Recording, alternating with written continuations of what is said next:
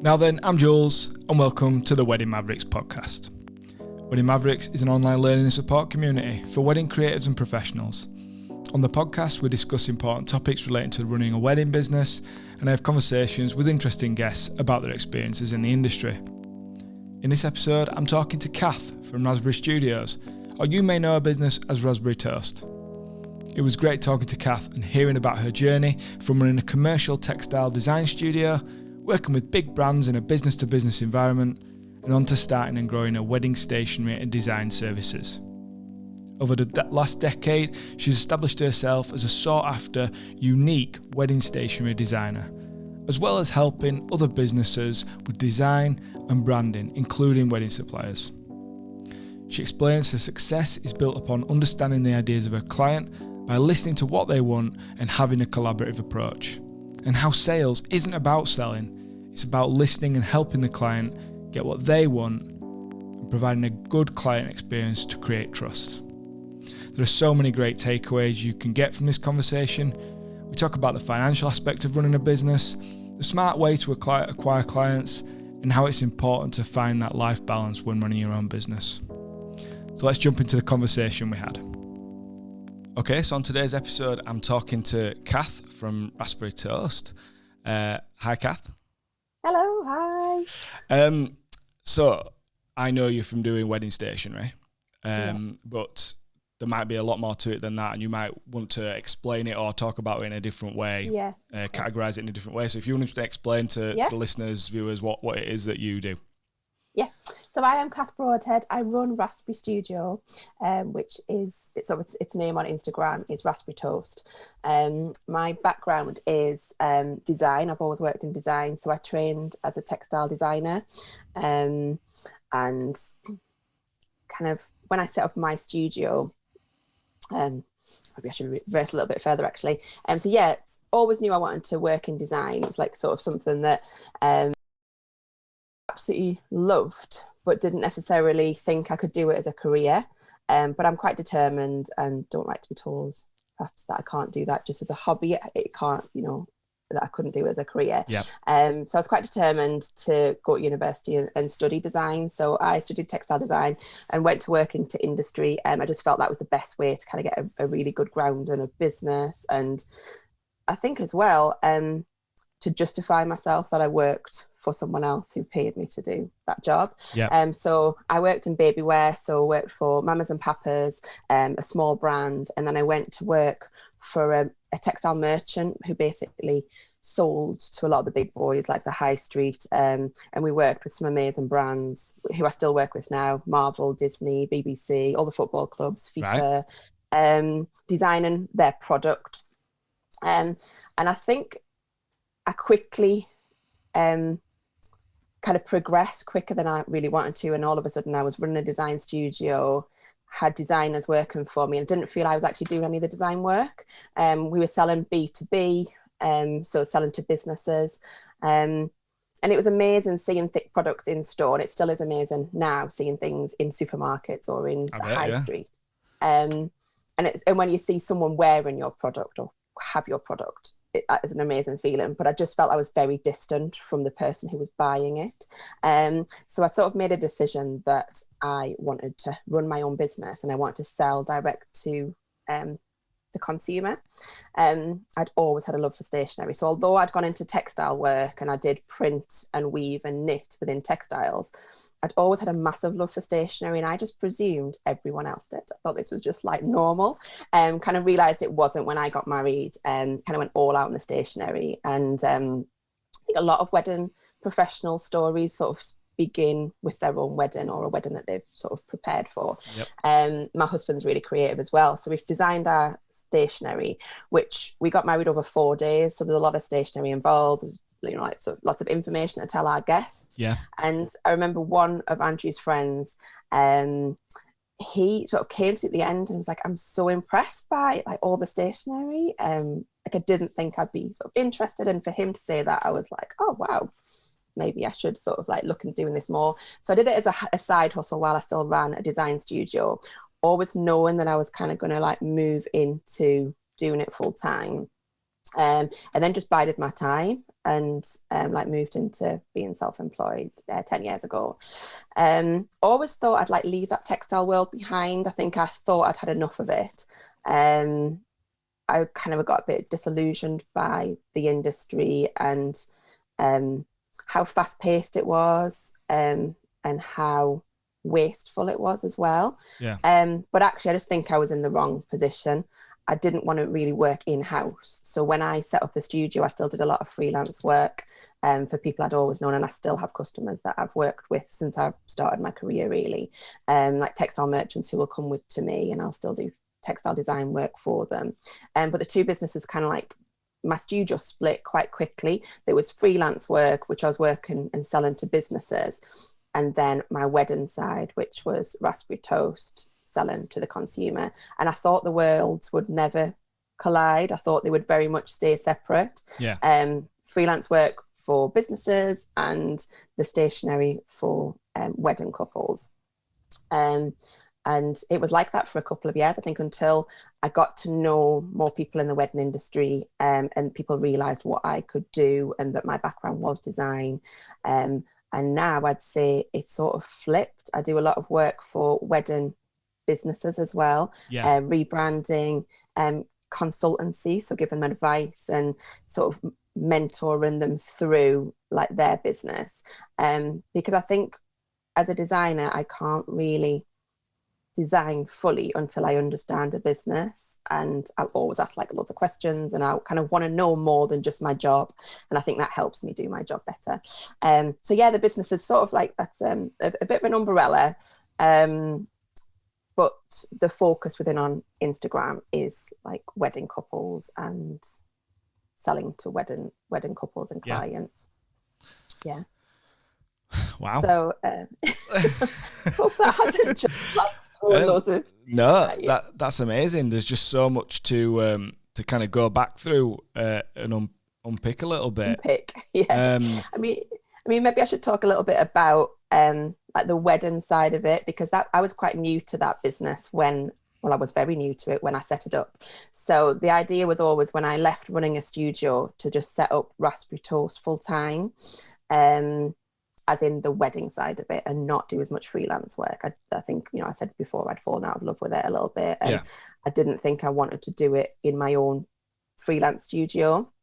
So the wedding side of it was, I was like going into a new sector, really. Like textiles had always been my background. That was what I was trained in. Like I'd studied for 4 years, like I had like nearly 10 years experience in that industry. Right. And all of a sudden I was like going into a sector which was a different stock. So stationery obviously is working on different paper stocks.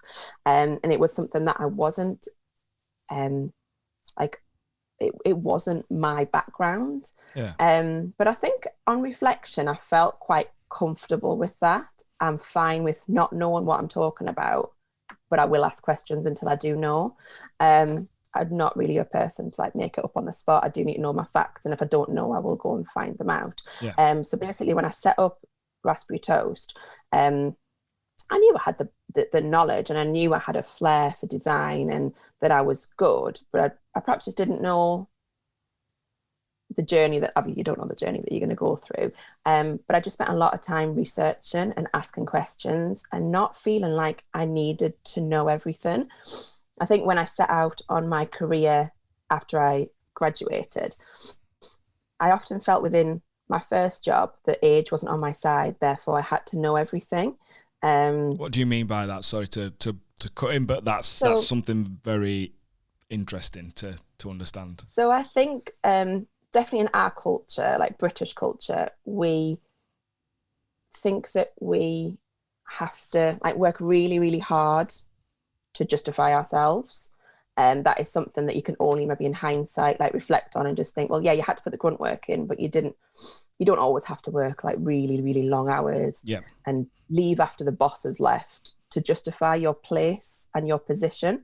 But I do feel that when you've, just graduated or you're just in a new job, you want to prove yourself and you want to prove how good you are. And you want to prove how dedicated you are to something, but you don't have that experience, and therefore you're a little bit on the back foot, aren't you? So you're like, you're trying to do a really, really good job. It's like you're compensating a little bit. compensated for not being there for years and years. You compensate by trying to work harder. Yeah, definitely. And you maybe don't have the experience to be confident in your ability as well. You might think, oh, this product's going to be brilliant. It's going to revolutionize things. Sometimes they do, sometimes they don't. Yeah. But being confident enough to say, I really believe in this because for 10 years, I've been watching this product grow, or I've been thinking about this area. I think when you first started, you're always looking to other people who've been there longer, because that's the only sort of measure I think you have of how good you are or how you've proved yourself. Does that make sense? Yeah, that totally makes sense. Yeah, absolutely. Go on. So I think when I set up Raspberry Toast, I was well into my career then, I was okay with not knowing. Yeah. Because I have the confidence to ask the right questions, or to know that I will find out the information, and I won't look stupid if I don't know the answer straight away. So I think when I sort of set up my business, I was just going around different suppliers and just asking them questions, and I was just sort of saying, I don't know the answer. I didn't train in this, like paper stock is not what I trained in. I understand it and I understand design, but I trained in the sublimation of textiles and how to put inks onto fabric. I didn't train in how to print onto a cotton stock or how to letterpress something. So I was really open with asking questions, and I just knocked on people's doors. I literally made a list of suppliers I wanted to work with, and I just knocked on their doors, and I just said, back then I rang them, but do you know what I mean? And I just asked to go in and see them, and can I come and meet you? I just want to learn about what you do. And some suppliers weren't absolutely for me, they were a closed door, and I think they didn't understand necessarily what I was trying to work out. Yeah. But there was a couple of suppliers. One supplier who I still work with now, she just recognized that I just wanted to know information, and she was really willing to help me, I suppose, and answer my questions. I'm also a big believer, if you don't have all the tools, you can't do as good a job. So for me as a designer, I want to know what stock's out there, what printing techniques can I use, why can I not print the very edge of that A3 sheet? Oh, is it to do with the printer? Right, tell me about the printer. Why can't I print to the edge? Why can't I print metallic all the way across the stock? Why can't I print it on the front and the back? Because until I understand how their process works, I can't design for their process. So just asked loads and loads of questions, and decided who I was going to work with and who I wasn't going to work with. So that was kind of the supplier side, sort of dealt with. Because although I knew I could print stuff myself, I'm not a printer. I'm not a professional printer. That's not what I've trained to do. I'm a designer. Yeah. So I outsource all of my print, because that is the best finish that I believe I can get. Yeah. So had my suppliers sort of on sort of underway, I suppose, a little bit, trying to work out who I was going to work with. And then I suppose I needed a break into the wedding industry, which is something that, although I'd been, just got married, I didn't know anyone. But just talking to people, a friend of my husband's knew someone who worked in the wedding industry, and she is my all-time go-to. She totally believed in me. We met a few times. She studied textile design as well, at university, got on really, really well. And she was just so kind to me, and, got me in with so many people, got me in front of people. I'm not really a pushy person. I'm not all about me. But she was just so good to me. She ran a business called Simply Vintage Events, and she now runs a Sweet Pea, which do portable toilets. And she was so good to me. She was a real friend. So that was nice. That was really, really nice introduction to the industry. Again, there's so much to unpick. I know, I'm sorry. No, it's fantastic. I love it when people are so passionate about, the journey that they've been on, that it's, they can't wait to kind of tell you about it. And that's what I'm looking for, really. I am a real advocate of that.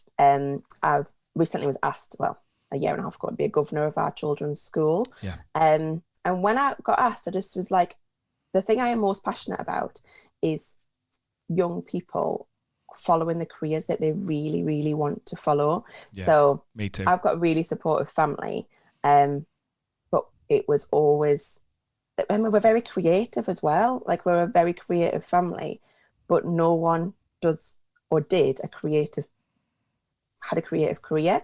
Yeah. And it wasn't like, do you want to go to university? It was like, which university are you going to go to? You will be going. Yeah. Of course, you'll be leaving home at 18 and you'll be going to university. And I was just really fortunate to, I was a rower, and I was really dedicated to that sport, and had a very good friend who was in my crew, and her mum was a fashion designer. And she would just like, well, just go and do it. What you need to go and do is a foundation course to work out which area you want to do. Because I thought it was fashion that I was interested in. That is so not me. And it was textiles that I was interested in. And she just sort of said to me, you need to go and do this. Just go and enjoy it. And yeah, I was hit with some resistance from like my mum, who was the one who was going to pay me through university. And I just sort of basically convinced her that it was a good idea. I ended up doing a Bachelor of Science in Textile Design. So I actually ended up with a better degree than I would have done if I'd done something else, because I probably would have done a BA. Yeah. Not that matters, because it's irrelevant. But I almost had to win her over, because she was like, well, how are you going to get a job? How are you going to work? This isn't going to be what you're going to do for a career. But you absolutely can. You can do anything you want to do. And I don't think those barriers should ever like stop you. You just gotta like power through them and prove those people wrong, I suppose. Totally. In the nicest way. Yeah, I not exactly the same story for me, but a very similar one in terms of I came from a very creative family, and they were all musicians and artists and things. Because of that, my mum didn't want me to waste my life. Sort of. Okay. Other side. Just in case she listens to this, I'm you know that this is right. You're careful, aren't you? That's the complete opposite to me, isn't it? That's so interesting. But because of that, I never sort of pursued any kind of creative interests, right? And I never really recognised that I wanted to be or was creative, because I had focused on getting a job, and because as well we didn't grow up with a lot of money, so for me the motivation was always, how am I going to be able to afford the life that I to give my kids the life that I didn't have growing up. So I didn't think about, well, what can I use my creative skills and things. And it's only later on in life that kind of comes through. But it's interesting because of that, and like you said, I think it's so important for people to really follow the passion, and if they've got an interest or a creative flair or something that they really want to do, whatever that is, you should do it. And I'd say that to our kids. Yeah, and it's we've had very like similar like upbringings there, haven't we? Then to follow a path that. And had to have hit that resistance. But as a parent now, you understand, don't you, why you just want the best for your children. You want them to be happy. Yeah. And I think it's sometimes difficult to pull out what happiness is and like kind of why you are happy.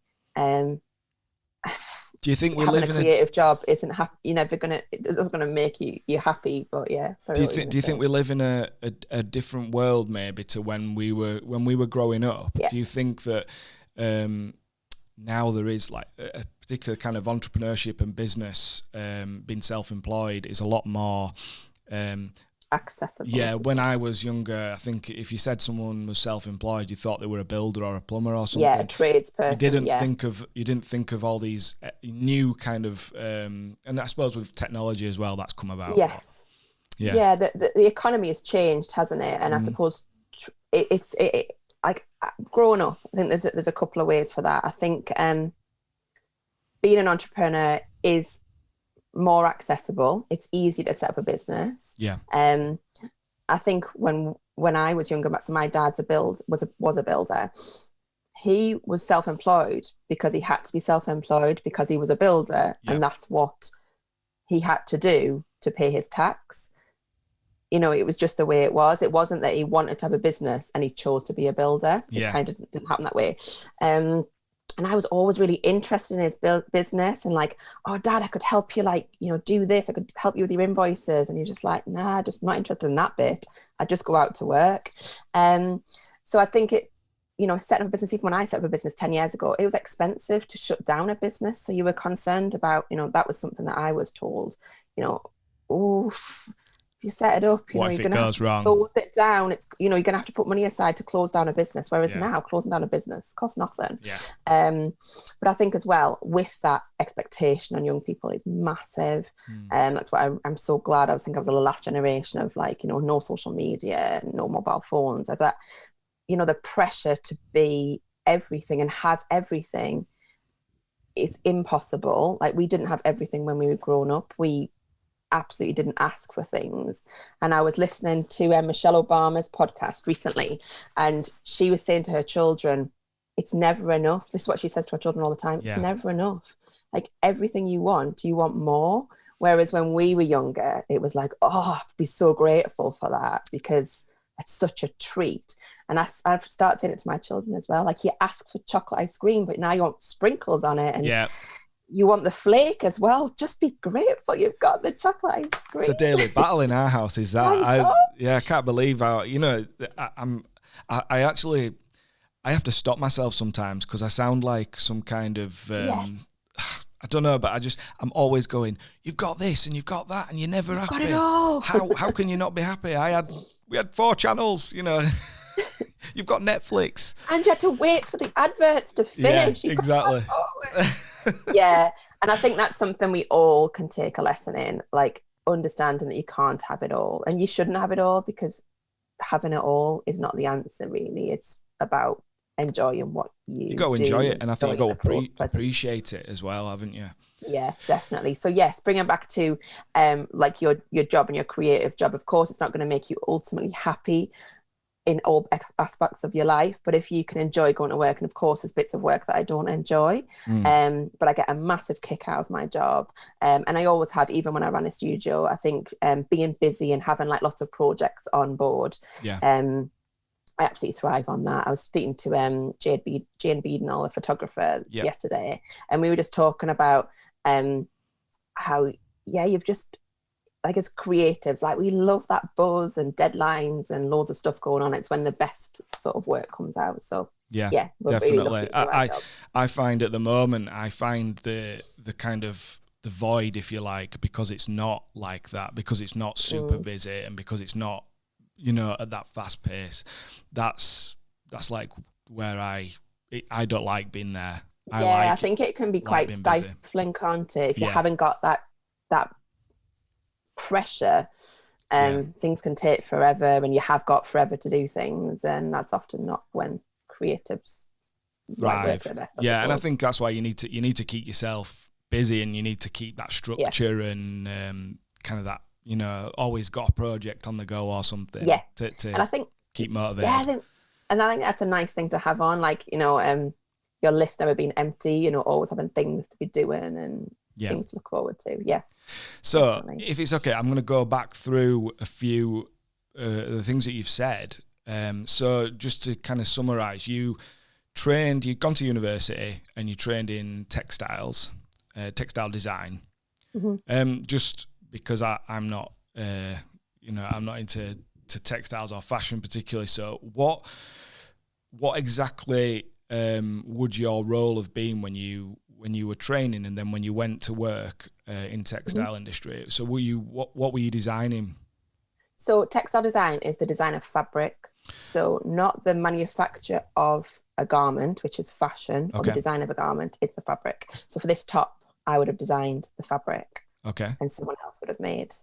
So when you say fabric, do you mean like what it's made of, and how it's put together? Yeah, so there's 3 different processes to create fabric. There's 2, but you would classify into 3. There's print, weave, and knit. So knit is to knit something. Okay.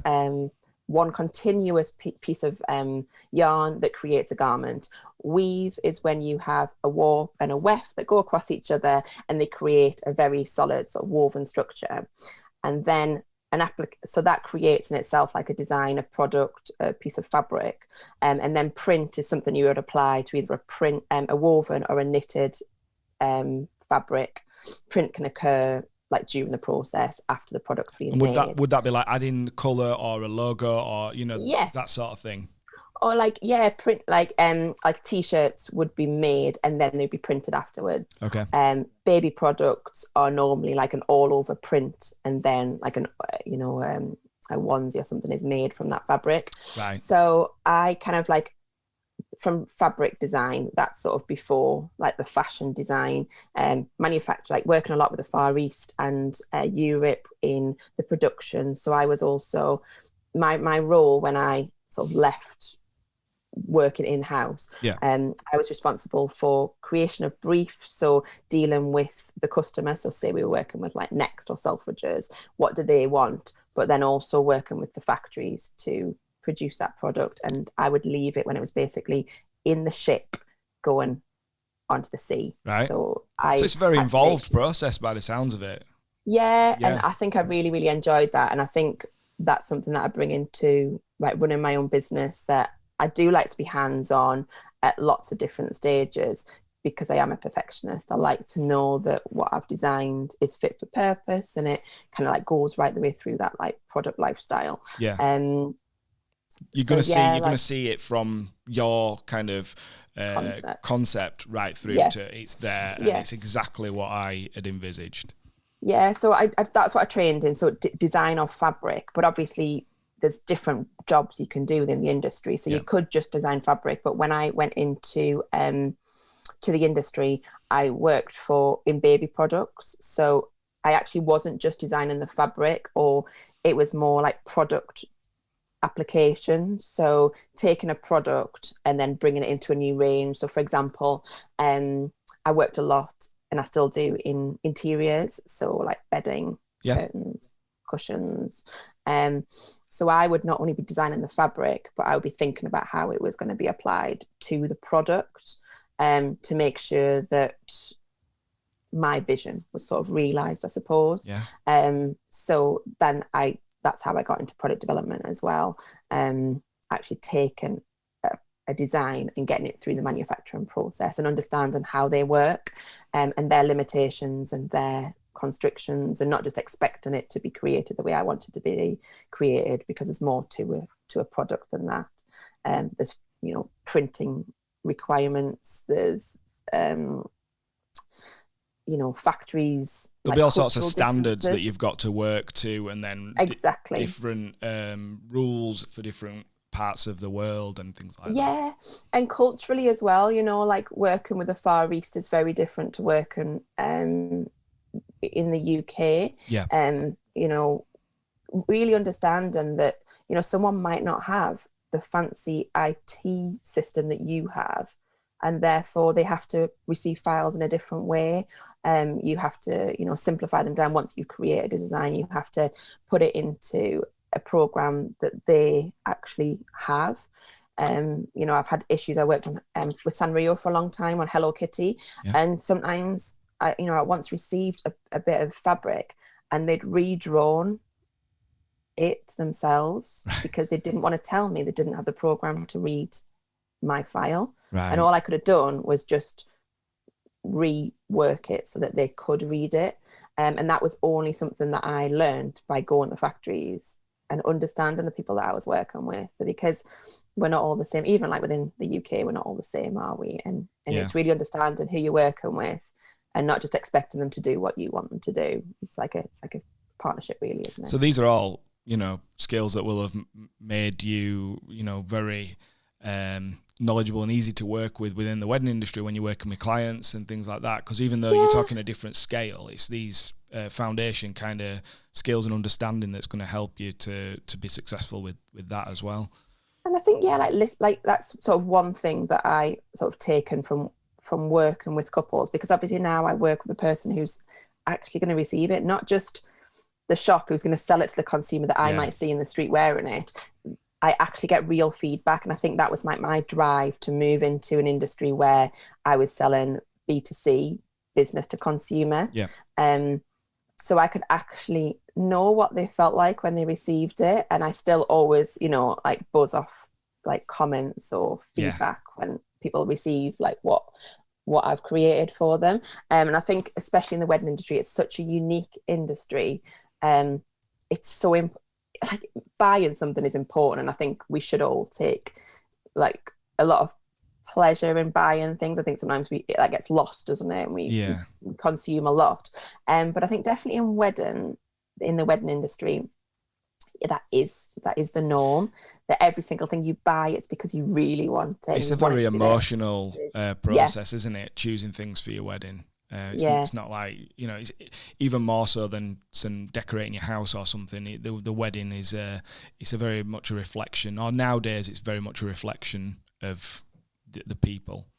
Yeah, and it's something that even if you're not a person who necessarily thought about their wedding and what colour scheme you're going to have since the age of 13, it's really important. And I think, like, definitely for me, I hadn't really ever thought about my wedding until I got engaged, and then all of a sudden I was just bombarded with like, oh, I could have this and this and this and this, and it was just too much. And what I try to do with my couples is like guide them through that process and take the pressure out of them, because I'll get questions like, oh, should I have an RSVP, and should I have an information sheet, and should I have a map? And I'm just like, just chill. Like, I will guide you through this and I will make it easy for you. All you have to do is like answer my questions, like think about what I'm saying, and we will get to like the outcome. I don't have a massive customer base. I choose to only take on a certain amount of weddings every year because it takes a lot of time. It's quite it takes a lot from you. You know someone really well. You often know them for 2 years before they get married. You know everything about their wedding. You know everything about their partner, like what makes them tick. And that's what makes a good design, I feel, for stationery. It's the first thing that people see. Because you understand them. Yeah. And I can tease things out of them. And that's a skill that I've sort of learned recently that I have, that I can sort of listen to, and that's the thing, someone's got to not just listen, but listen to exactly what they're saying. Yeah. So I can be like, I don't know, something like, their great Aunt Winnie used to always say this quote about look, like they might mention it in a conversation, and I'll be like, well, let's get on the invitations, let's add it into it. Oh, what can we do that? And of course you can do anything you want, like this is your stationery. And often there's no price associated with that. We just do it as part of the journey. And I think the most important thing with wedding couples is that you do listen to what they want. Absolutely. There's trends out there, of course there is. Like, I look at the wedding industry compared to like the industry I was in before, which was high fashion. It turned over very quickly. We had 4 seasons a year. Nothing was ever old. You had to move on. To the wedding industry, that I know that people like have these like new colors every year.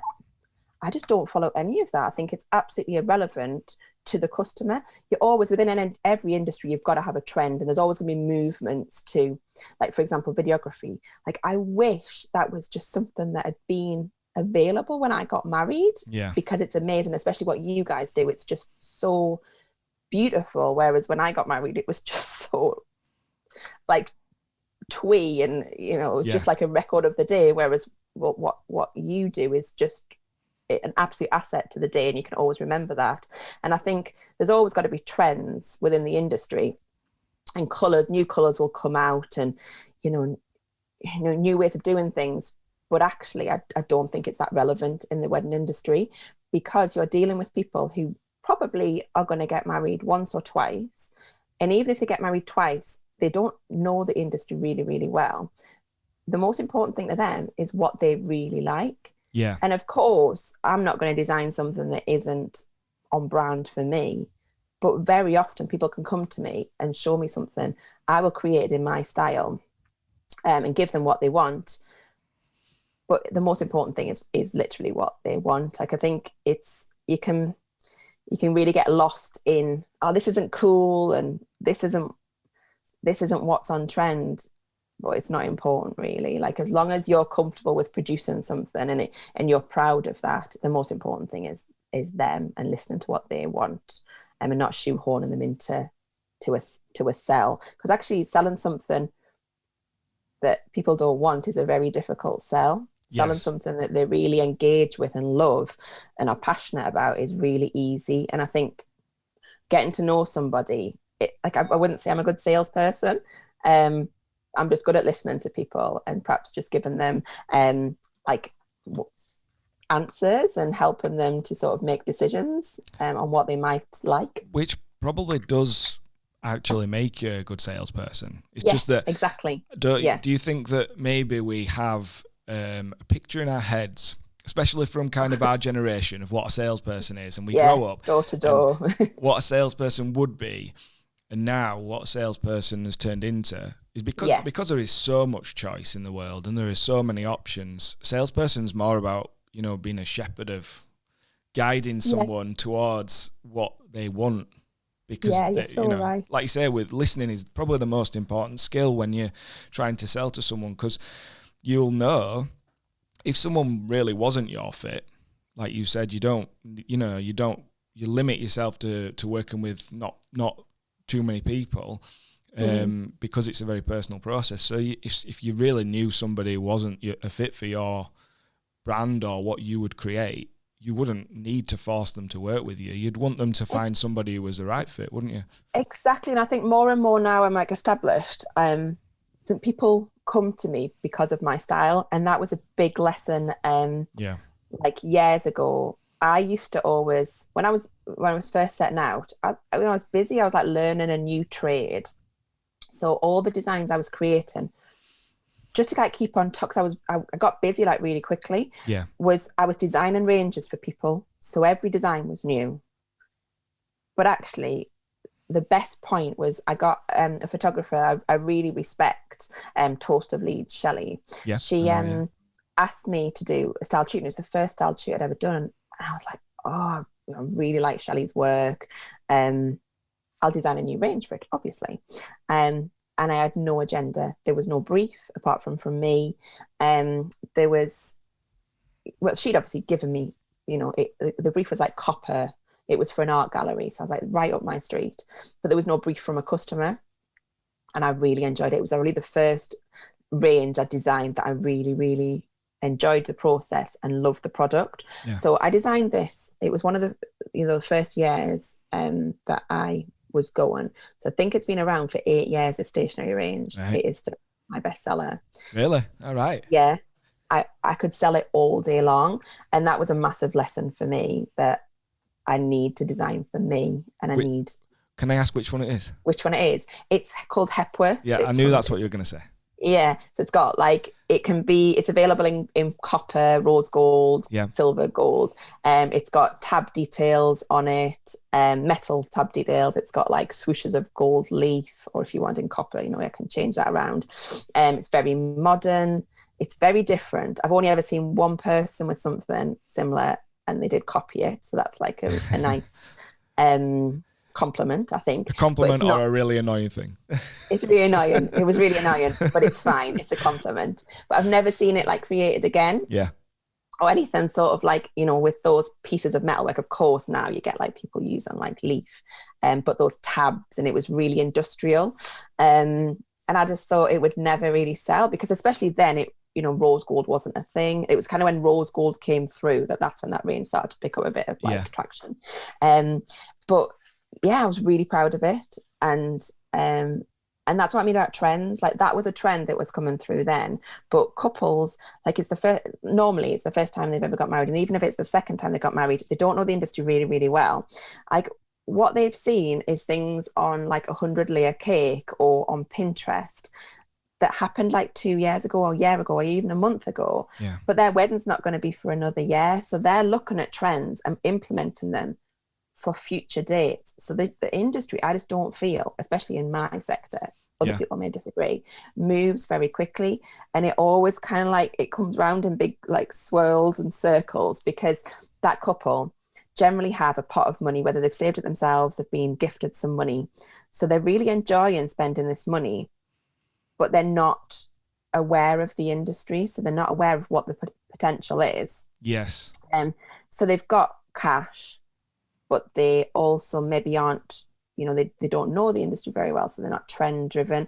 It really comes from like a passion for them and what they like, and if they want their dog to be involved in the wedding, or they have children that they'd like to include. Yeah. So I think that's kind of where that makes it in a way not trend driven, because it comes from like the person, and it comes from like what they're interested in, and the fact that it is the first time they've been involved in this industry probably. Yeah. So there are some styles, and there are some style trends, but it's not directed necessarily at what's cool today. What's cool? It's more kind of like the whole kind of copper. So not necessarily stationery, but if you think about the industrial type look, that's been kind of coming. That was coming up a few years ago, and now that's everywhere, isn't it? It's quite a popular thing.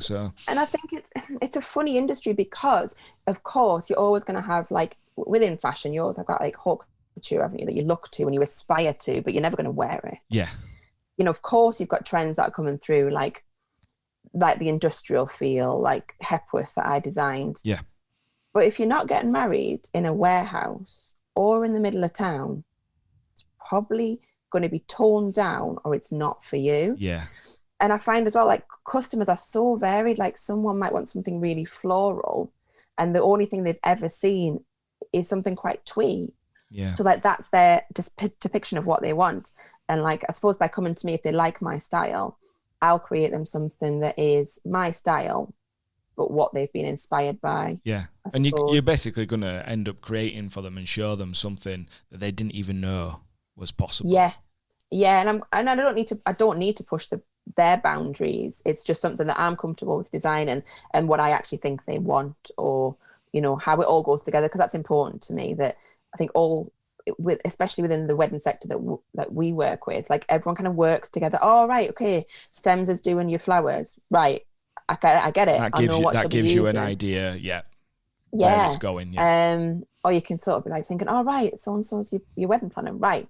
I kind of can chat to them about a bit more detail, or kind of understand about more of how your styling's going to go on the day, so I can fit in with that. Yeah, it's all like collaborative really. And I think ultimately it comes down, for me, like the customer experience. Like, do they enjoy spending their money with me? Yes. I didn't enjoy suppliers that I worked with. There was a couple of suppliers that I absolutely loved when I got married. Yeah. And what I took away from that was that, like, when I set up Raspberry Toast, I want everyone to be really happy with the service that I receive. I'm a massive advocate of, like, competition being completely open. So I'm not in competition with the next stationer. Yeah. I'm in competition with everyone. Like, I only want my customers to buy from me what they want to buy, and they'll buy because the experience is good. And I think kind of that's sort of what happens. I don't necessarily like meet all of my customers. It wouldn't be cost prohibitive basically if I did meet them all. It's a bit difficult my at the prices would be moment like too. through the roof. Yeah, and exactly, like, it's not possible. Yeah. I think I always felt like when I set up that I had to go to wedding fairs, and I had to meet everybody so that they would understand what I was all about, whereas that's not really true. If I met every couple, I'd have to add on like a day's work to their price, because I'd be out of, like, the studio. I'm based in the Northwest. I work mostly in the Northeast and Yorkshire. It just wouldn't happen. I think people, all they have to do to work with me is they have to trust me. They have to understand that I'm good at what I do. And if someone's recommended me, or they've seen my work on Instagram, like, that's just the connection, isn't it? And then we speak, and we'll do a Skype, or we'll do FaceTime, or we'll just speak on the phone. And once they trust me, then I can work with them. But I don't necessarily need to meet them, because consumers obviously are paying for this themselves. Like, if I worked with a business that I was going to work with for years and years and years, of course I would go and meet them, because that would be worth their while paying me to come and meet them. But working with a couple, unless they live around the corner or happen to be near where they live, like, they don't want to pay for a day of my time just to meet up for one job where I'm going to work on their wedding. I think that's so helpful, because I think that most people starting out, if people are starting out in the wedding industry, no matter what supply they're doing, they would, I know I certainly felt like, me and Lindsay felt like we had to go and meet people. And I used to say, you know, it got to a point where I'd say to Lindsay, because she'd go and meet people, and I'd just be like, how long is it taking you to drive there? And how long is it? And how long have you been there? Because, you know, you get talking and then you're there for a few hours, and that's half a day, you know, just gone. And even if they don't pay for that, customers will eventually pay for that, because that will have to go into your fixed costs, and that will have to be paid for. And I do a lot of stuff for free. Like in my Raspberry Studio, where I design for businesses, like all my time is charged. Yes. Like if I go and do a site visit, if I speak to someone, well, not necessarily if I speak to someone on the phone, I wouldn't charge for that. But any work I do, that's chargeable. But consumers, you can't really do that. Like that has to just be eaten up into your business running costs. Yeah. But it just, I mean, it took me a few years to sort of realize that actually wedding fairs weren't really for me. I couldn't do the lead generation that I needed for those wedding fairs. And meeting people was just unrealistic, because, you know, stationery, it ranges. Like you can, goodness me, you can spend £100 on stationery, you can spend £2,500 on stationery. But actually, for me, there wasn't enough time. And I think when I realised where my customer was, I hadn't been thinking about where I needed to market. So I was like, oh, I need to go to wedding fairs. I don't, because I don't actually need to be in touch with the customer at the point of their engagement. I'm way down the line. Like you need to think about where you are. So you're a florist.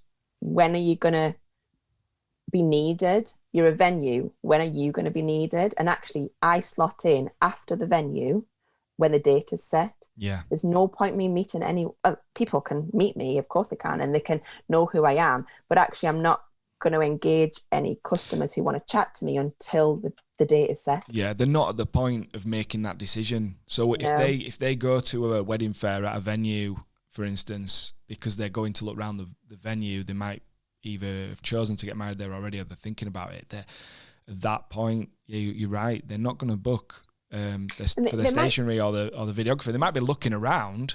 Yeah, and it might hit to them, and it might be like, oh, brilliant! I love like your story films, like brilliant. And they'll probably see it a few times. Of course, it's always going to be beneficial, like meeting someone. And then I think that's what happens with me. People are like, oh, where was I recommended? Oh, so-and-so mentioned you. And then someone else mentioned you. And then I saw it on Instagram. And I think it's a collection, isn't it, of like lots of different things. But you can't do everything. You can't go to every wedding fair. You can't, know everybody in the industry. You've got to just choose what you're going to do and kind of stick with it, and you can't spread yourself too thinly, because otherwise you'll never have any time to do anything. Exactly. You won't make enough money, and wedding fairs are a big investment of time compared to other forms of marketing. So as we've kind of segued into that, can you talk a little bit about, because this was one of the, you've already kind of talked about a lot of the things I was going to ask you about, which is great, and one of them is the marketing, because I'm interested in how, I think that marketing, I think for anybody who's either starting or is trying to grow their wedding business, I think marketing and customer acquisition is one of the most kind of difficult things to work out, and it's one of the most kind of asked questions. So for yourself, you've got a tangible product that you need people to maybe see. I don't know if they need to feel it, or I mean, how do you see the marketing process? Like, how do you find your clients basically, and how does that process go? So when I wasn't very well known in the industry, when I was just setting out, and when I didn't work with a lot of businesses doing their brand work, yes, I agree. People had to see my product, that they had to touch it, they had to feel it. And that's why I did a lot of wedding fairs. And I only ever did but when I did do wedding fairs, I only ever worked with wedding fairs that I really loved. So whether it was a venue that I really liked, or it was a promoter that I really was inspired by, they're the only ones I did. And I've heard so many stories like, oh, that was a rubbish wedding fair, and that was like, oh, there was 5 people there. Like, I've never been to a wedding fair that was rubbish, because I think it was just either like a venue that I really believed in, and even if there had been like 5 people, like they were good, I had like a passion for that venue. And I think it goes beyond just going to the venue or doing like the wedding fair. I think there needs to be, like, you need to put a lot of work into that. Like, you need to build that relationship and like know the people who are doing the fair, and give them more than just the wedding fair day, I suppose. Like, what else can you do for them, because it's not just one-sided, it's two-sided, isn't it? So then when I realised that actually wedding fairs weren't for me, it didn't work for my business. There's some venues I will always do their wedding fairs because I just love them.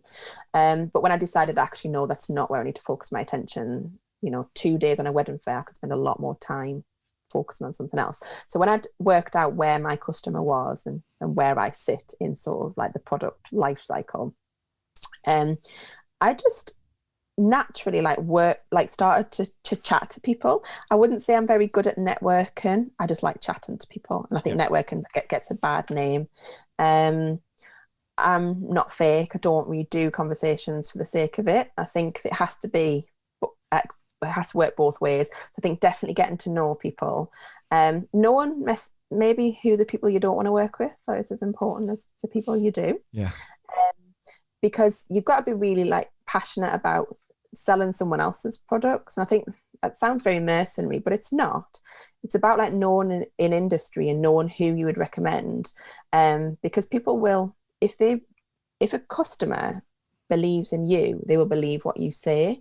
So I would never mention someone that I wouldn't want to work with. I just won't say anything about it. Yeah. But if you do have a passion for somebody else's business and you tell it to your client, like, you owe them being honest. And I think that kind of works with it's networking, but I just say talking to people, like connect with people on Instagram, on Facebook, get out there and meet people when you can. Obviously, like, the pandemic's totally changed that, but like, go to things, like say hello to people, say hello to the underdog as well. So I always remember that when I did the first wedding fair I did, I made a point, I was really nervous of going around and saying hello to everyone. Yeah. And I know the people who were not bothered about speaking to me, who now want to speak to me because I know a bit more and I'm a bit more experienced, but I will always remember that they were never that bothered about speaking to me. I'll always make a point of someone who's new. I would hope I would never make someone feel like I knew more than them, because I absolutely don't. Just because I've been in the industry for 10 years, I don't know it all. So yeah, be kind to people and just like talk to them. Don't ever go into a conversation thinking about what you can get out of it. You've got to go into a conversation for conversations, just for being in a conversation. Don't be looking over their shoulder who is better coming along.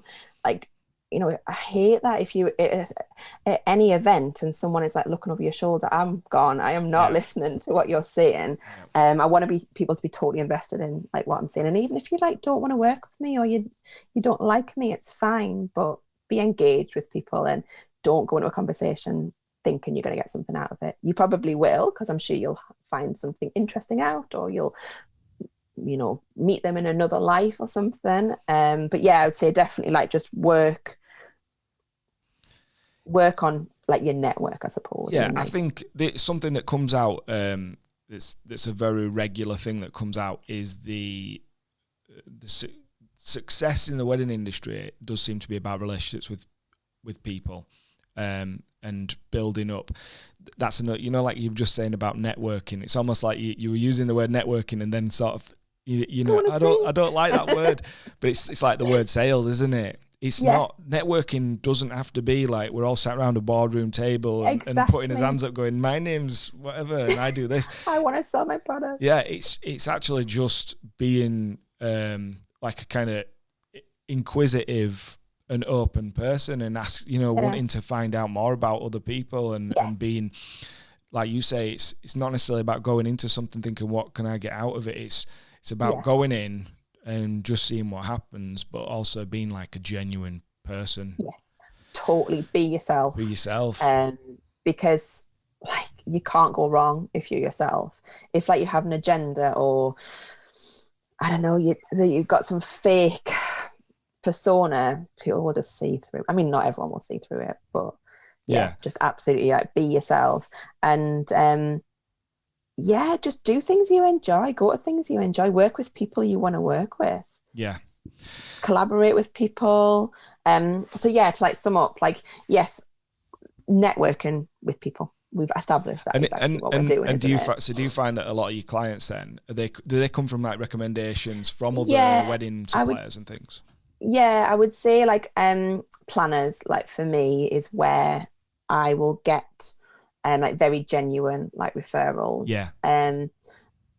I found planners were like quite scary. Like I just saw them as this like hierarchy of like people that I, oh my goodness, I couldn't bear speak to them. And then the first wedding planner I ever met was Lucy Wright from Lucy Wright Events. Right. And I was like, oh, she's just so nice. She's just so normal.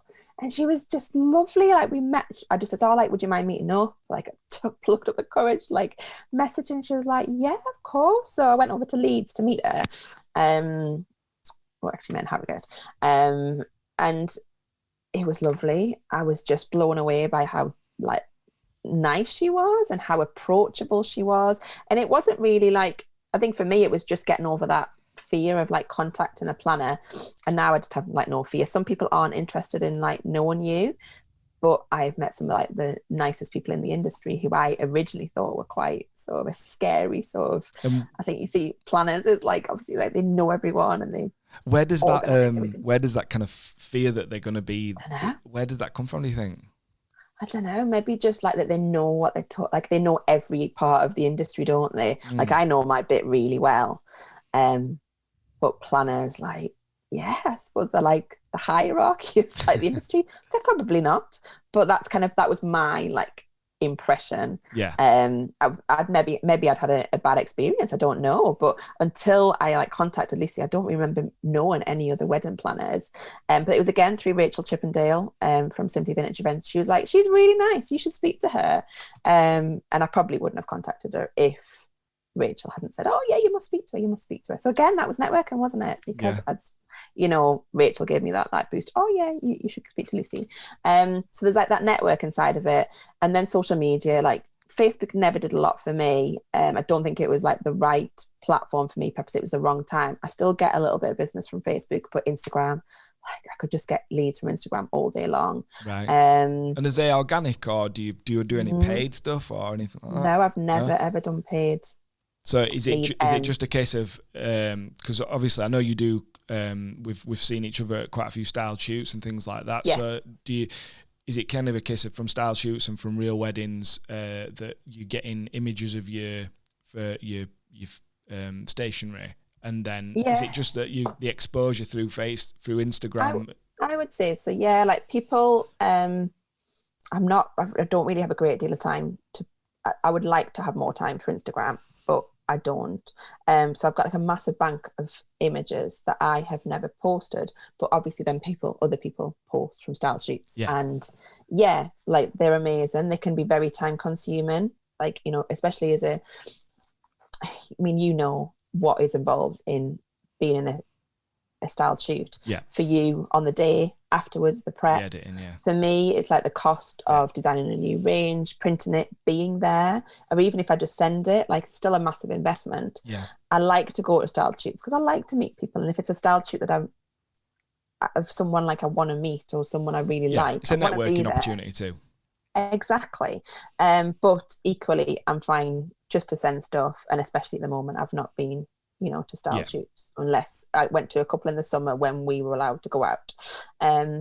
So yeah, like people sharing stuff, and also just being present on Instagram. Although I may not post, but I do a few stories and I do try and post, but also like encouraging other people. So I'd say like being active on Instagram. I'm not active on Facebook, and I'm sure I could be, but you've got to sort of pick your battles, haven't you? Yeah. So yeah, like commenting on other people's like posts and bigging them up, and just being present and showing up, being sociable. Yeah, which is what social media is supposed to be. Exactly. Yeah. So yeah, leads from that, and then referrals from previous jobs. So previous couples that then will pass on your details to other people. Yeah, and that can be like years later, can't it? Or I'll do a lot of stationery. I'll do some work for a couple, and then they'll have a baby, and then they'll do a christening or the first birthdays, and I don't really do a lot of other stationery, but I would always do something if I knew the previous person. Couples, it's just a nice to have that kind of like be that go-to person that kind of like people come to. What about Pinterest? Is that something that do you do anything with that? Because not really, but I should. I know I should. I should be a tribe, and I just don't got time. I don't really understand it. Like you say, you've got to pick your battles. You can only do so much with your time. I mean, in an ideal world, I love Pinterest. I've always loved it. And I know I should spend more time because I think about how many pins, like I don't do anything on Pinterest, but I get an awful lot of interaction from it, from what I've done previously. And I know that if I did invest some time, it'd be good. It would be good. But I'm busy. Yeah. So I just think I'll leave that for now. It's difficult. Yeah. Do you ever feel like, I feel like this a lot, like, you know, am I missing out because I haven't got time to do something? You're missing out. Yeah, and you can't spread yourself too thinly. And that's something that last year. So, you know, like getting organized. I'd say when you set up a business, like get organized, use the time at the beginning. Unfortunately, I was really busy with freelance when I set up Raspberry Toast. Like I was looking back at just changed bank accounts. I was looking back at some like the transactions and I was like, oh my God, I was really busy. Like stuff was coming in a lot. Yeah. But that was because I was known in that industry. And that's something I never planned to do the two, but I'm so grateful that I did because the other two, they always are busy at different times. So for me, Chinese New Year is a really busy year in freelance because everyone wants everything done before trying to go on holiday. Yeah. But that's a really quiet time for weddings because people are not thinking about it then. But then when it's quiet for textiles and freelance work, that's when my wedding side picks up. So having another side to your business, I have always felt very secure in that. So when I set up my like business, it was that fear of not having that salary every month. So my husband laughs at me about this. Until last November, I still had this document. It was called the up and down. So I knew what my daily rate was when I worked in a studio and I had to hit that daily rate. So if I didn't hit it one day, I had to hit it double the next day. Right. So it was called the up and down. So I knew how up I was and how down I was. And it just gave me confidence that like I wasn't crying all the time that I'd made a really bad mistake, because you get real ups with running your own business, but you get real downs as well. So putting things in place that helps you. What a great idea. That. Did you come up with that? All of it. Like where did you get that from?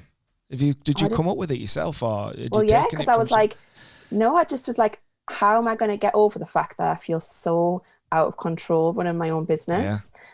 And I was like, if I was just working in a studio and I'd done nothing all day, like, you know, one of those days where you'd had to like, I used to have a big store cupboard for like samples. Some days I was like, right, I'm going in that store cupboard and I'm not coming out until it's tidy. Yeah. Like that, I got paid to do that job. Yeah. And of course it helped because then we knew what was going on in the store cupboard. Or like one of my like junior designers, we would have gone through like all this, you know, the sample sheets or something. Like I was getting paid every day, even if I wasn't being like super productive. But when I worked for myself, it was just that fear of not knowing if I was going to be able to do this forever. And until about a couple of years ago, Andrew would always say to me, my husband, like, why do you always take on like, you know, work late nights? And it's like, oh, it's the fear I'll have to go and get a proper job, like work in a studio and work for somebody else again. And he always used to say, I think you're all right now. Like you're 8 years in, you're all right. So I was just putting things in place to make me feel better about maybe overcompensating as a creative, to be like, I have to make sure I've got this. And that was what made me feel better. That I had a document that I knew where I was up to. So if someone asked, I knew next month I was fine. Yeah. Oh, if I had a really quiet month. I mean, when I had my daughter, I didn't stop working. Like I was working when I was in hospital for fear that I wouldn't have that job that I loved. So when I had my son, I took 4 months off. I mean, I still did a few bits of stuff. And 1 month I didn't make any money, but it was fine because I knew that I'd made a plan for that. And like, it was there and it was sitting waiting for me and I was allowed to have that time off. So yeah, definitely putting things in place that make you feel better is always helpful, and getting your systems in place. So even if it's something that you're not good at, just getting organized. So I have, you know, making sure that you've got a database. It's not just written on the back of like a fag packet or it's in Facebook. Like, where is your database? Yeah. You're going to need that one day when you need to you haven't got very much work on, you're going to need to put something out there to do like a mail shot or something. Get a workflow going so that you know how you are going to like work. Like, what is your process? Like your lead generation, how are you going to monitor that? Until last year, I was still using an Excel document. And I used to think, oh, I'm so old fashioned. Like I should have some fancy like CRM tool. And it worked. It was fine. Like I had all my leads. I knew where they're up to. I knew the couple's like partner's name. Like I knew if I was speaking to one couple, I knew the partner's name. I knew the wedding date. And it was a really simple like Excel document. And I used to always think, oh, I should have something really fancy. And then I ended up speaking to more people. And then like I was like, oh, I don't need to have something fancy. Like it's fine. It works. Some people don't have anything. So as long as you're comfortable with what you have, I now have a fancier system that my husband built for me. It's just taken me like to wrench myself away from Excel into a different system. Right. It was really hard, but it was, I'd made that decision. That's what I was going to do. But for 8 years, I was in Excel. It was fine. I think as long as you, like you say, it's about what you're comfortable with, but you do need to have those, that's such an important thing to know when you start. You've got the opportunity at that point to get your processes in place. Exactly. And whatever they are, it doesn't matter. It's just as long as you've got them. And making a list of those things. And even if you don't do them straight away, like setting up email templates, like if you don't do them straight away, but just know you've got to do them. Yeah. Because it will save you time in the long run. Absolutely. Don't when you've written out an email 15 times and just thought, you think, oh, I should have a template for this. That's a day's work. Exactly. And that's just like, that's a really important thing, isn't it? To really know where you spend your time. Yes. Because like you've said, you get paid, you don't get paid per the hour. No. So whatever you spend your time on is, you've got to at some point factor that into how much you're charging people. Exactly. And I don't think I'm definitely not in this industry for like being really mercenary and making a lot of money, but you have got to make enough money to pay for your website, pay for your software, pay your accountant. Like it doesn't come for free. No. And also sort of just there about like having obviously I've got two sides of the business that has done really well for me in a pandemic when actually all my eggs went in one basket. Now, I don't think they're not aligned. Like I don't think, I was lucky. It just so happened that my businesses were like that. I think I was the kind of person that I really knew I wanted to my business to always succeed. Yeah. So actually the way it happened that I had a couple of sides to it was because that made me feel more comfortable. Yes. And I wasn't always looking after weddings. Well, so you don't really want to be running a business, something that you're really passionate about and enjoy, and be thinking in the back of your mind all the time, shit, what if? Exactly. So that all goes, and that's exactly what's happened, hasn't it? So it's that having that diversity, having that different strands to your business.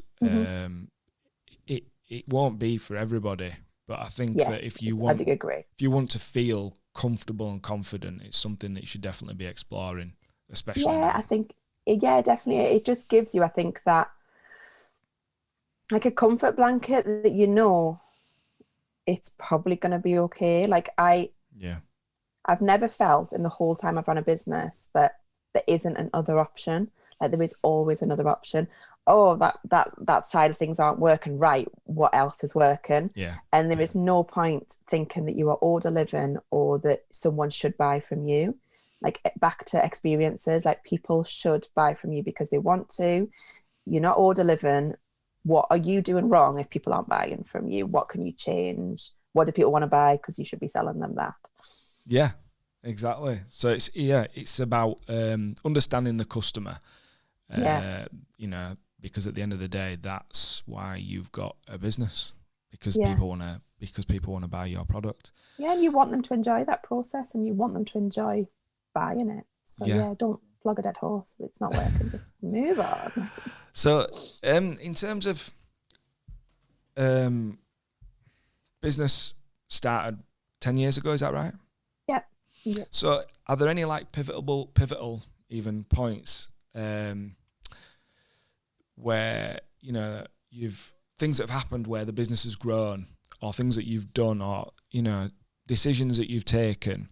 And I'm asking this because you've I saw the story that you posted this morning just before we did this, and you mentioned about mentorship.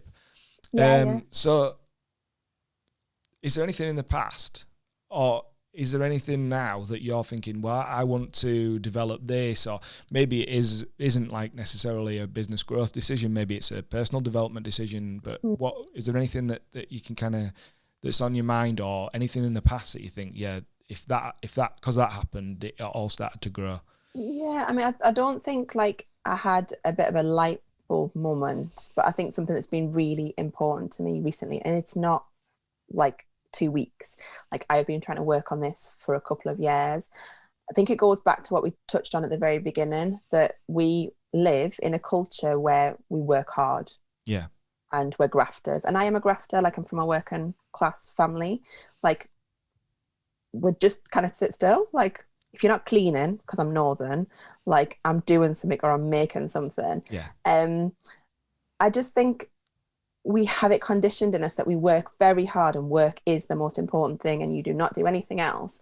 But someone once said to me that like there are 3 like things in your life. There will be your family, relationship, your friends, and your work, and they've all got to be balanced. And I think it does take a bit of time for you to work that out, doesn't it? And I appreciate that when you set up a business, yes, you do work long hours because you're learning a new business, or if you're going to a new job, you do have to put the hours in. And I do think it's important for people to know that you're dedicated, but there has to be a point where that stops. Yeah. So when I had my daughter, I was still working, and I used to work. She got breastfed until she was like, I don't know, what is it, 9 months or something. I was feeding her and I was working. So sometimes I'd be working till like 2 a.m. And then I would feed her and I would get up at 6. And like, I'm still recovering from like how stupid I was. You can't sustain that, can you? No. And I think I felt like I was, so when I met my husband, I had a career that I was really proud of. And I was very scared of like having children and losing that identity. And I think I went the opposite way.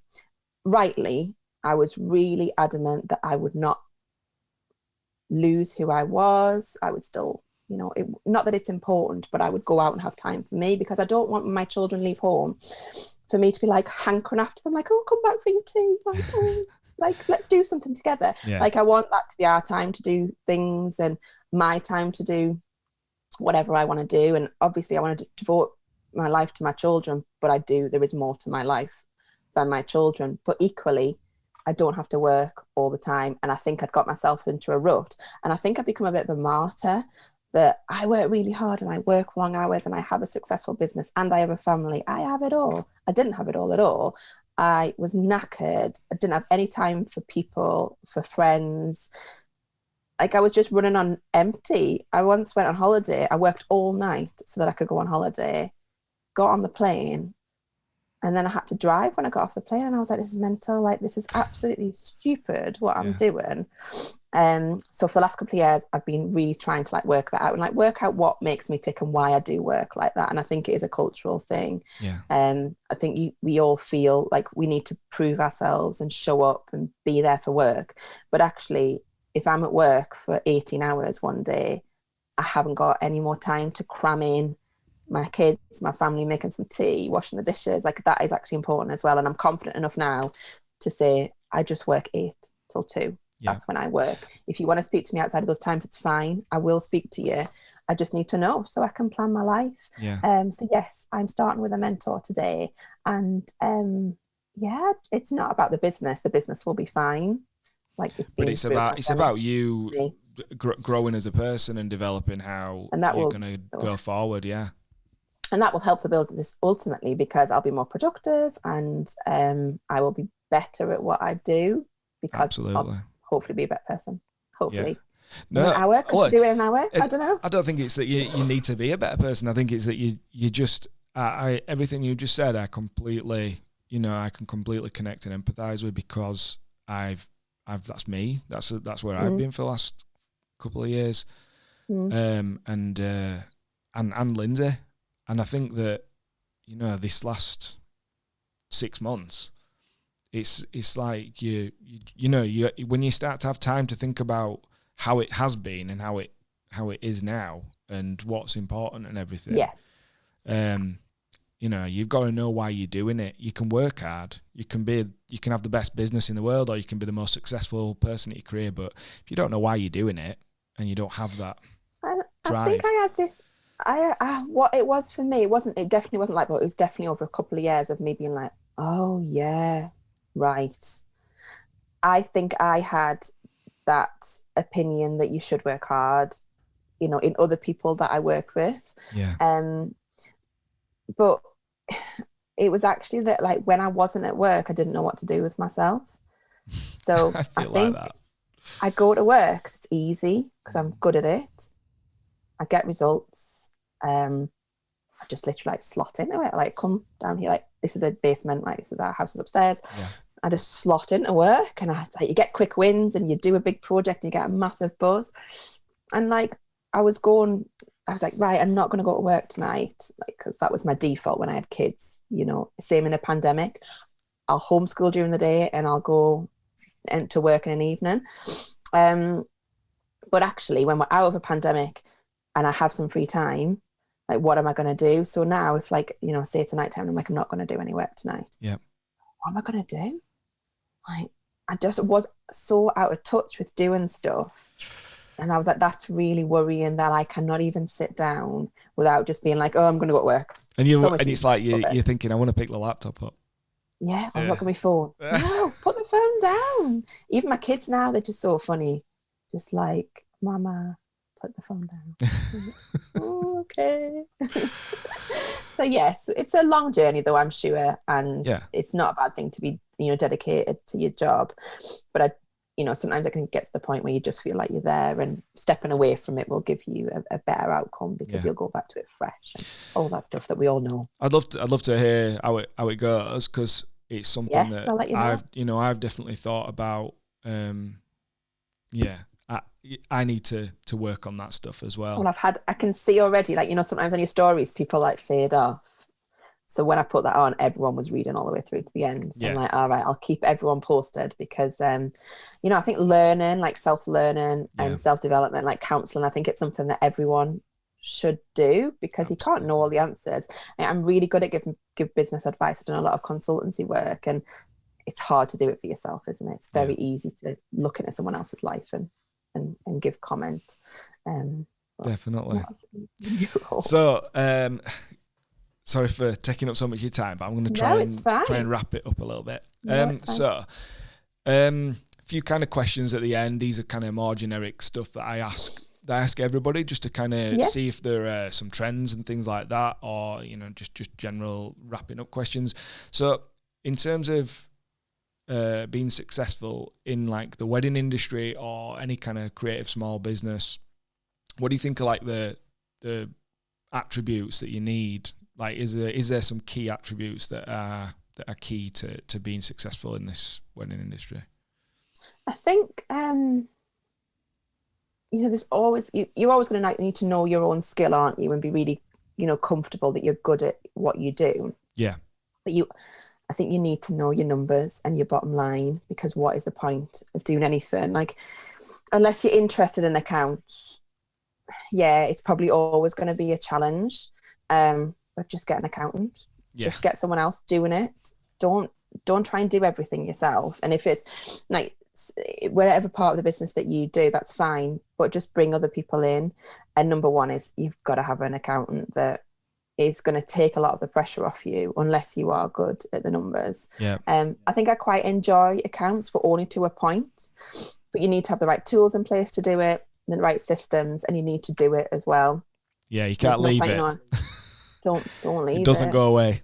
We all leave it, don't we? We all leave it. But things like your bottom line, you need to understand what makes you money. So there's no point kidding yourself that as a stationer whose average, job might cost £300, that I can go out and do a visit to every couple. Yeah.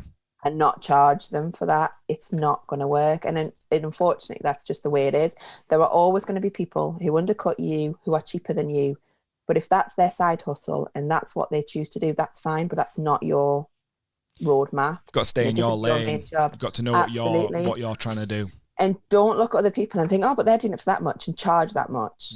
They're doing it because perhaps they had a full-time job that's like this is maybe a hobby, or you don't know what's going on in their life. So you have to cost things properly, and you have to cost them honestly as well.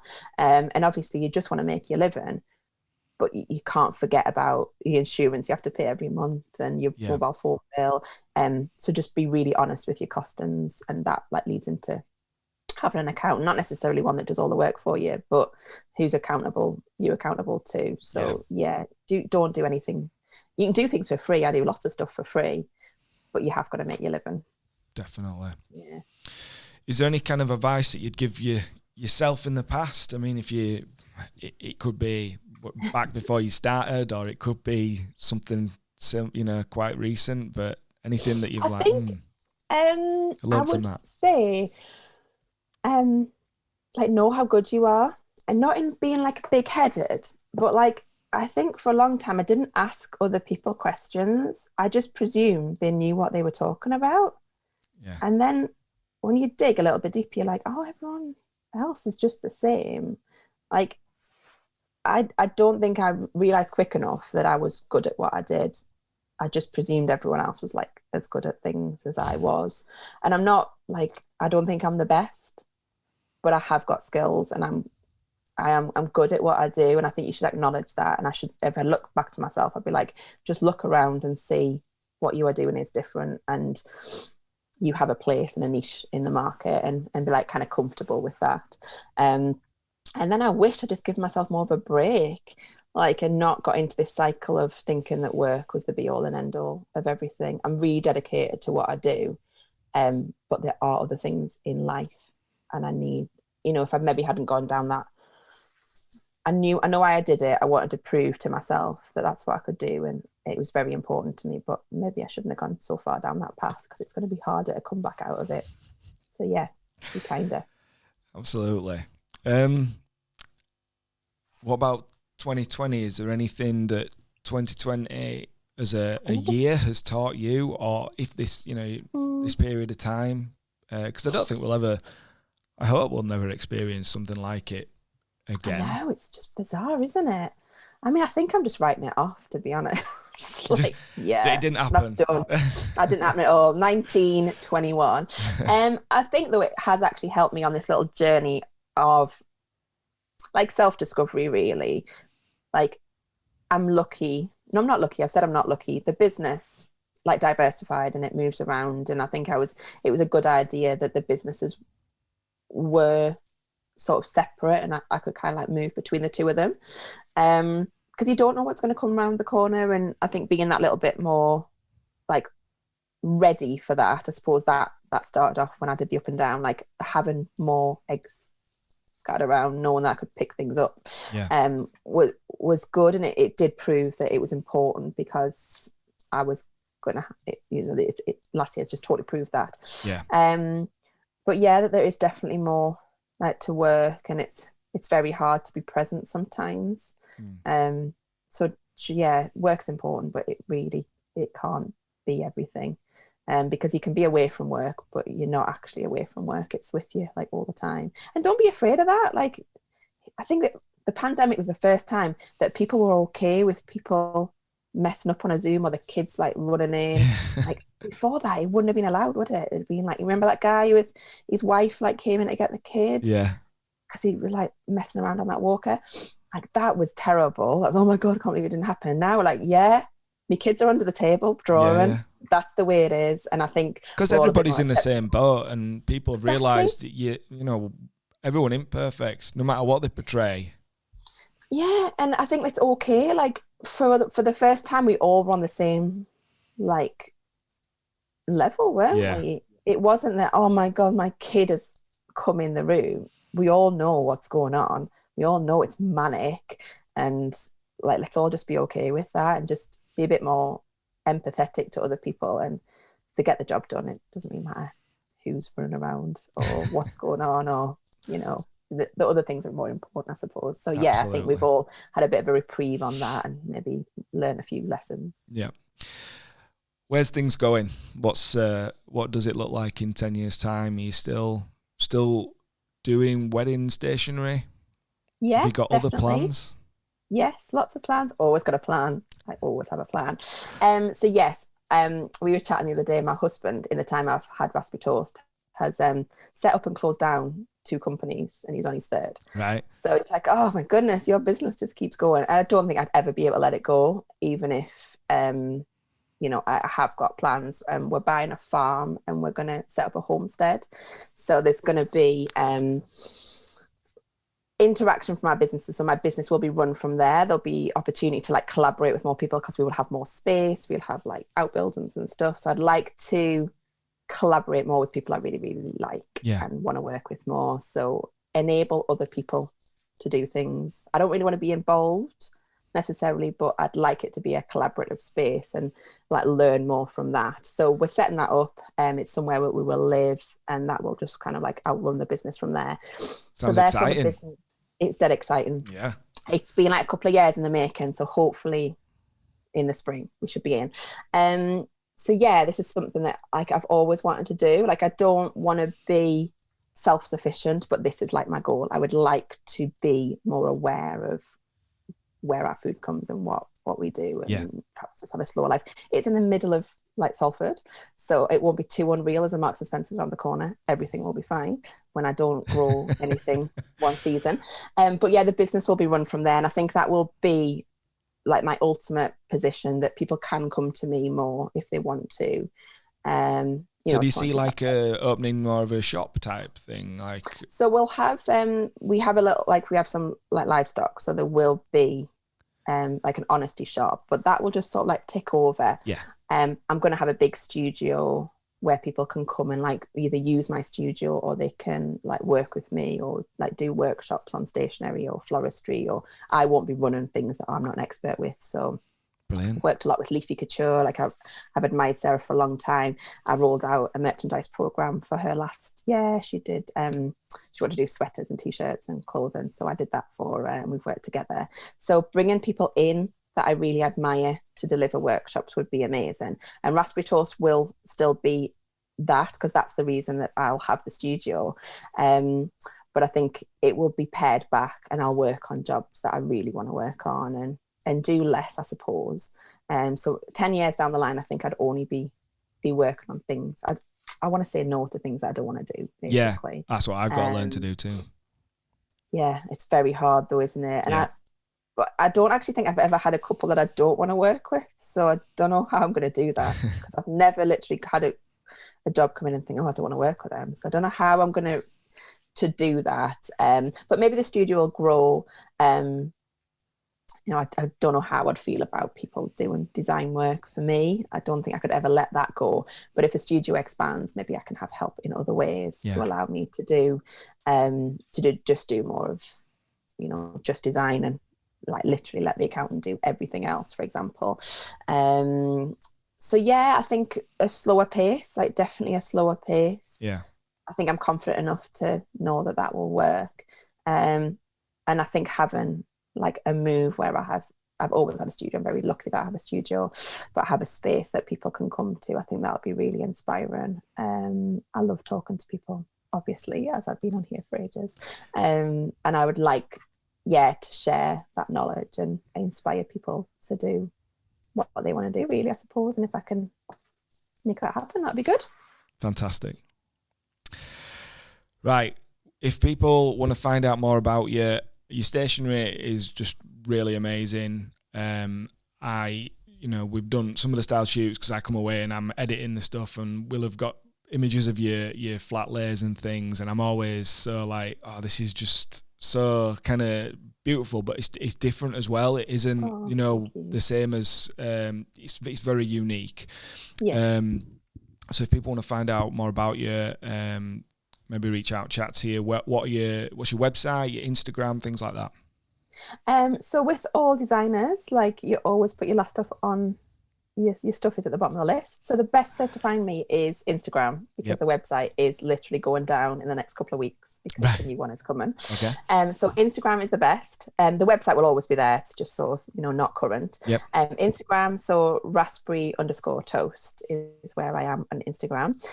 Feel free, obviously, to the website is raspberrytoast.co.uk. That should be up in the next next couple of months, which would be good. And then Facebook, just Raspberry Toast, or Cath at Raspberry Toast. Just drop me an email or give me a ring.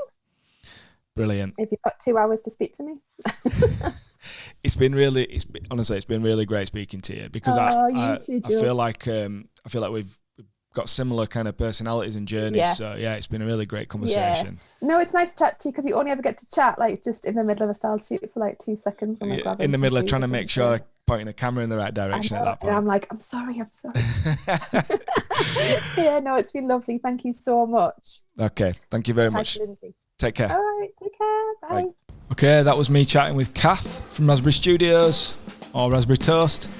I really enjoyed the conversation. She gave so much great insight into what it's really like to start and grow a wedding business. Please check her out, as I can guarantee you will see some totally unique designs that she's made. And if you're looking for someone to work with on a unique design project or some branding, she might be the right person that you've been looking for. If you enjoyed this episode and have gained something from it, please subscribe to the podcast. And if you could give us a review, that would be amazing.